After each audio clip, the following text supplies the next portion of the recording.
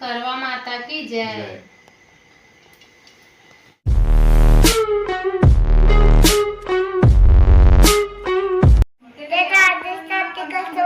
स्वागत है मेरे यूट्यूब चैनल में।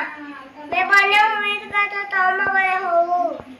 आज मम्मी ने करवा चौथ का उपवास है।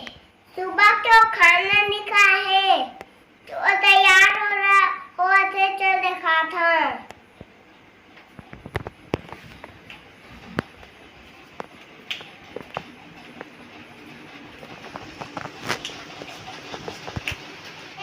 तैयार हो गए।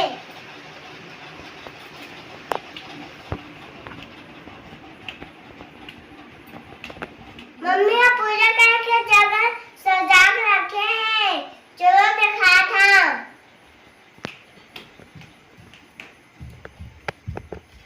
ये दे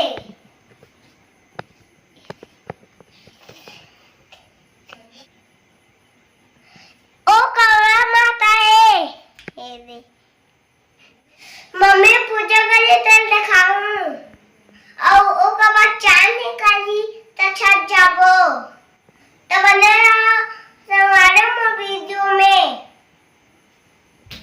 मम्मी पापा करवा माता के पूजा कराते। करवा माता की जय। करवा चौथ व्रत कथा प्रथम कहानी। पापा करवा माता के कहानी सुनाते।